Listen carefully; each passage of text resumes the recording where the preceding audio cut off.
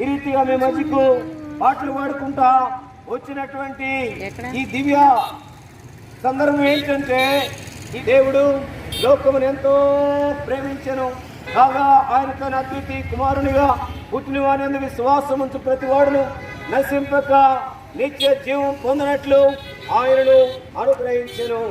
దేవునికి నీకు నాకు పాపం అనేది అడ్డుగా వస్తూ ఉంది. అందుకనే దేవాతి దేవుడు సర్వ సృష్టికర్త రాజులు రాజు ప్రభు యేసు క్రీస్తు వారు ఈ లోకానికి 2025 సంవత్సరాల క్రితం అనుభవించిన వాడిగా ఉంటున్నాడు. కారణం పాపిని ప్రేమించి పాపి కొరకు ఈ లోకానికి వచ్చి జన్మించి జీవించి ఆ కలువరి సిలువకి ఎక్కిన వాడుగా ఉంటున్నాడు.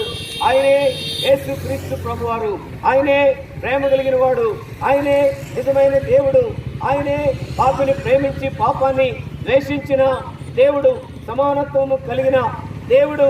అందరినీ ఆయన దగ్గర సదాకాలం ఉంచుకోవాలని ఆ యొక్క ప్రణాళిక కలిగినటువంటి దేవుడు ఆయనే యేసు క్రీస్తు ప్రభువారు. యేసు క్రీస్తు నిన్న నేడు నిరంతరము ఏకరీతిగా ఉన్నటువంటి దేవుడు. ఆయనలో ఉన్న గొప్పతనం ప్రేమ. ఆయనలో ఉన్న గొప్పతనం పాపిని దగ్గరకు తీసుకుని ఆ పాపిలో ఉన్న ఆ యొక్క పాపాన్ని ద్వేషించిన దేవుడుగా ఉంటున్నాడు. అందుకనే ఆయన దయ కలిగిన దేవుడు, ఆయన ప్రేమ కలిగిన దేవుడు, ఆయన జాలి కలిగిన దేవుడు. ఆయన దగ్గరికి వస్తే నేను ఎంత మాత్రం కూడా త్రోసివేయడు. అందుకనే నా చేతిలో ఉన్న ఈ బైబిల్ సెలవిస్తుంది. ఈ బైబిల్ దివ్య గ్రంథం, ఈ బైబిల్ పరిశుద్ధ గ్రంథం.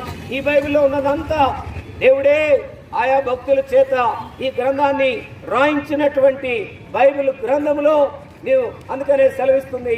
మన పాపములను మనం ఒప్పుకునేలా ఆయన నమ్మదగిన వాడును నీతిమంతులు కనుక ఆయన మన పాపములను క్షమించి సమస్త దుర్నీతి నుండి మనను పవిత్రులుగా చేసే దేవుడుగా ఉంటున్నాడు. ఆయన దగ్గరికి వస్తే నీకు శాంతి, సంతోషము, నెమ్మది, ఆనందముగా ఉంటుంది. నీ పాపాలను క్షమించగలిగిన ఆ దేవుడుగా ఉంటూ ఉన్నాడు. క్షమించడానికి ఆయన సిద్ధ మనసు కలిగిన వాడుగా ఉంటున్నాడు. ఆయనే యేసు క్రీస్తు ప్రభువారు. ఆయన దగ్గరకు నువ్వు రాగలిగితే నీ జీవితము ధన్యంగా మారుతుంది.